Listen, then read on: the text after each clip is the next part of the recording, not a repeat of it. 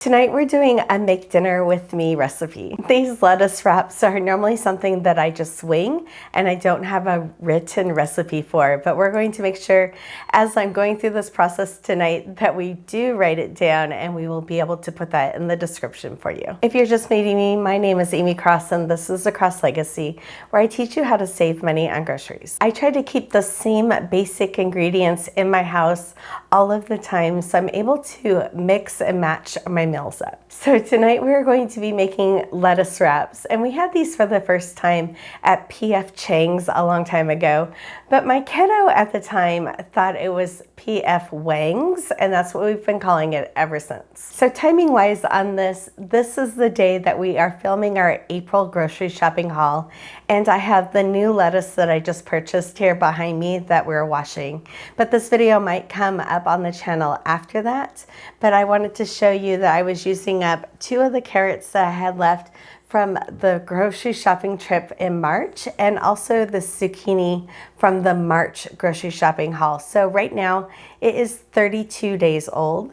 And then this onion is actually from September. So this video might not make it up on the channel until May, but we are filming this on April 13th. I am going to chop this up and then we will be right back. I chopped up the zucchini. I did make sure to peel that before I chopped it up, just to not have the peels in it. And then we chopped up those last carrots and that onion. But I really wanted you to see the size of the amount of vegetables that I have here. We are going to be using 2 pounds of ground chicken for this dish tonight. And you can use beef if that's what you have, but I'm using chicken tonight.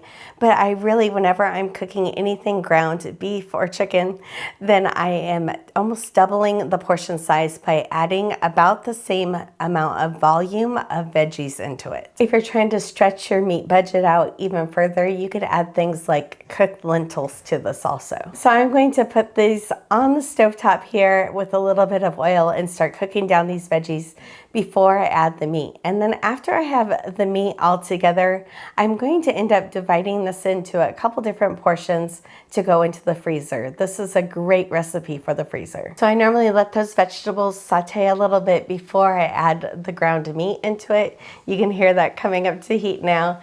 And then I'm going to start some rice in my rice cooker. Okay, we have the rice cooking in the rice cooker, and then the meat is almost all the way browned. I'm just leaving it on the stove for a minute as we're going to mix up the sauce. And again, we will decide on the final measurements and put them in the description. One of the things I'm going to be using is coconut aminos instead of soy sauce. I have a soy allergy, so I can't use soy sauce, and I use this instead. So this is kind of the main base for the sauce. And we are going to be using about 3 tablespoons of hoisin sauce. And just for clarification, the hoisin sauce does have soy in it, and there are a couple different brands that are soy-free. We will make sure to link those in the description for you. And you should be putting in rice vinegar, but I have white wine vinegar, and we're going to make it work. And then a little bit of toasted sesame oil, and if you want it a little bit sweeter, you can add a little bit of honey. And if you want it spicier, you can add sriracha.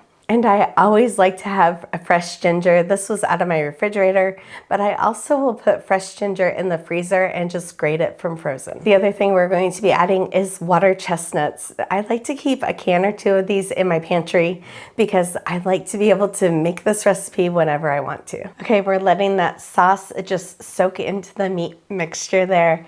And then I added the water chestnuts. Make sure that you drain those water chestnuts before you add them to the dish. The rice is done, the meat mixture is all ready to go, so all we have to do is now put them into the lettuce. But I have bronchitis, so I'm going to let everybody else dish up their food. I've only been touching the food that we are cooking. And after dinner, any of the leftovers that we have left over from this, we are going to be putting into the freezer to be able to pull out probably for 2 more dinners for Mike and I. And that's a wrap. No, but seriously, I hope that you enjoyed making dinner with us tonight, and I would really appreciate the prayers as I'm recovering from bronchitis. I have been sick for 3 weeks now, and I want to be fully recovered so I can be making all of the videos.